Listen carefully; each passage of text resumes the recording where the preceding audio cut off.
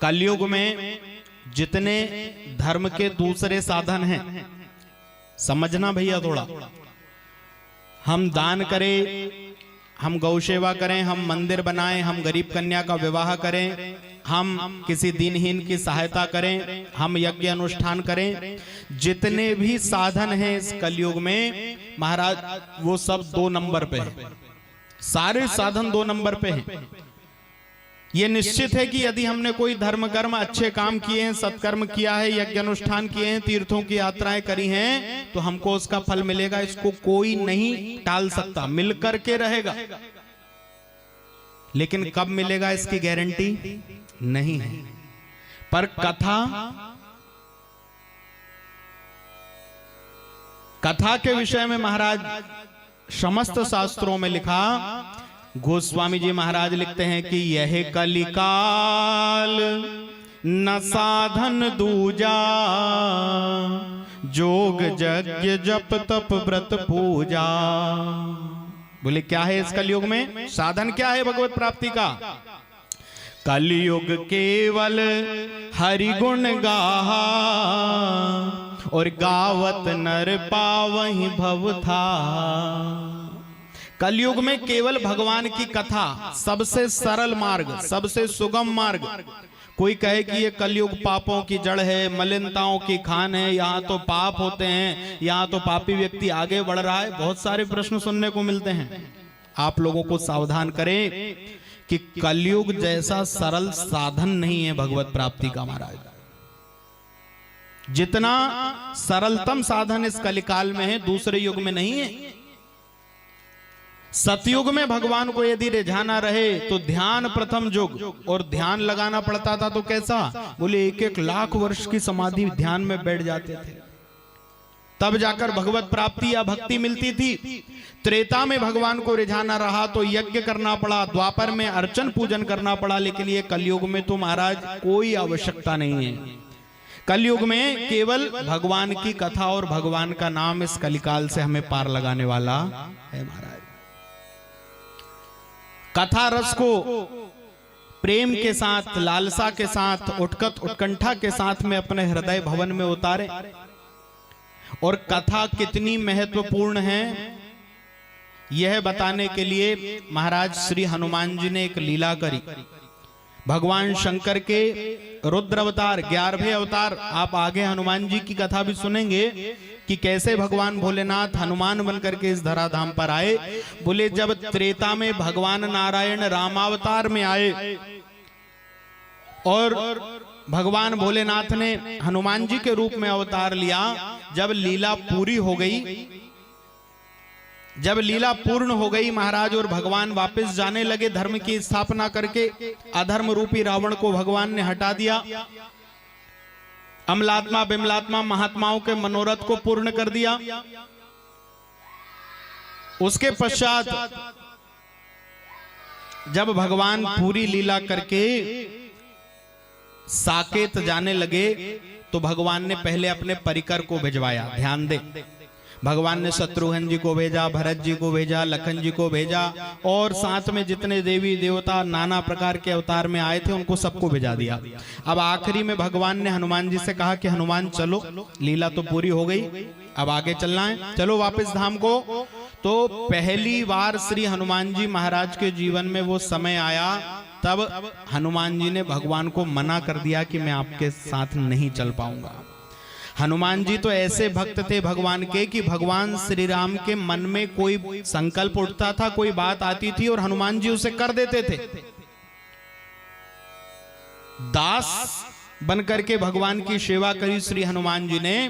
तो दास का प्रथम लक्षण है, यदि स्वामी बोले और उसके बाद में करे तो ये तो दूसरे नंबर पे बात आ जाती है। स्वामी के मन की बात जानकर उसे कर दे, वो प्रथम स्थिति का दास है, प्रथम स्तर का दास। भगवान श्री राम कुछ सोचते और हनुमान जी उससे पहले कर देते। यह हनुमान जी ने अपने महाराज पूरे जीवन में ऐसे राम काज किए। लेकिन आज जब भगवान कह रहे हैं कि हनुमान चलो, तो हनुमान जी कह रहे हैं कि प्रभु अब मैं आपके साथ नहीं जा पाऊंगा। भगवान ने कहा हनुमान हम तुम्हें कह रहे हैं, तुम हमको मना कर रहे हो। हनुमान जी ने कहा, प्रभु मैं आपके साथ नहीं चल सकता। क्यों?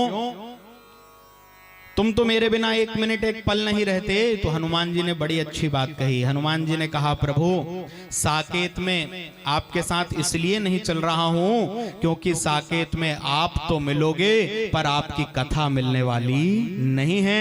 कथा केवल और केवल सुलभ है तो इसी धराधाम पर, इसी धरती पर सुलभ है महाराज।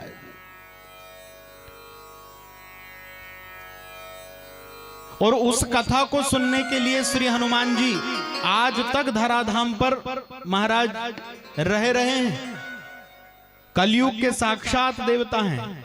और हनुमान जी महाराज की एक और विलक्षण बात है महाराज, आपको बताएं कि भगवान श्री राम मुख्य रूप से त्रेता के देवता कहलाए कि त्रेता में भगवान ने लीला करी, भगवान श्री कृष्ण ने द्वापर में लीला करी।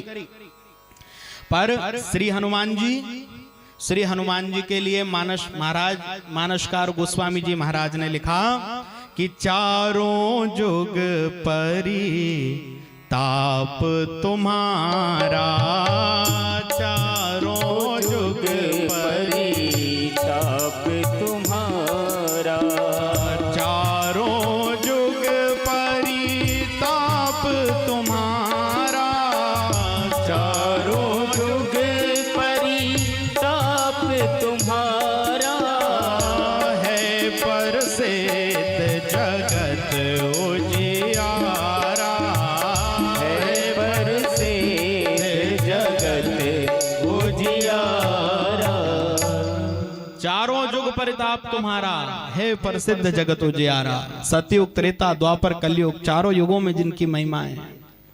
और जहां जहां कीर्तन होता श्री राम का, रहता है डेरा वहां वीर हनुमान का। यत्र यत्र रघुनाथ कीर्तनम तत्र तत्र कृतमस्तकांजलिम वाष्पवारि परिपूर्ण लोचनम मारुतिम नमत राक्षसांतकम। तो जहां जहां भगवान की कथा होती है वहां वहां पर श्री हनुमान जी महाराज किसी न किसी रूप में कथा सुनने के लिए आते हैं। राम कथा हो, कृष्ण कथा हो, शिव कथा हो, क्योंकि तत्व तो एक ही है महाराज। नाम रूप से भिन्न हो सकता है, तत्व एक ही है। ऐसे ही श्री हनुमान जी महाराज भगवान की कथा में चाहे करोड़ों वक्ता एक साथ धरती पर कथा कर रहे हो तो हनुमान जी करोड़ों रूप बना करके अलग अलग जगह किसी न किसी रूप में जाएंगे और कथा में शामिल रहेंगे। ये लीला करके हनुमान जी ने बताया कि धरती पे रहने वाले महाराज जो जीवात्मा है, जो मनुष्यगण है, वो ध्यान दें कि इसी धरती पर केवल और केवल धरती पर भगवान की कथा मिलेगी और कहीं दूसरी जगह मिलने वाली नहीं है।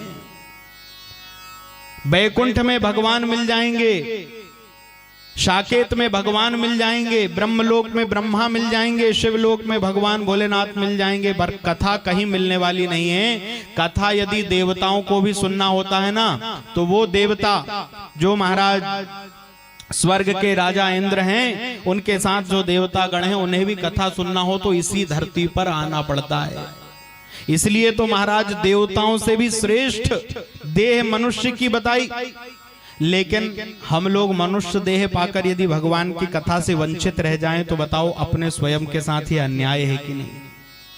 हाँ, भगवान ने हमें न जाने कितनी योनियां पार करने के बाद में ये मानव देह दी है, और इस देह के द्वारा बुद्धि और ज्ञान विवेक होने के बाद भी यदि हम भगवान की कथा से वंचित रह गए अथवा हमारे किसी पाप पुंज के कारण हमारा कथा में मन नहीं लगा, हम कथा नहीं कर पाए, नहीं करा पाए, नहीं सुन पाए, नहीं जा पाए, तो कहीं ना कहीं ये मान करके चलिए कि भगवान की कृपा में हमारे ऊपर प्रभु कृपा में कमी हुई है। और कथा सुन रहे हैं, कथा हो रही है, तो ये भगवत कृपा का प्रमाण है। बोलो भगवान भोलेनाथ की जय।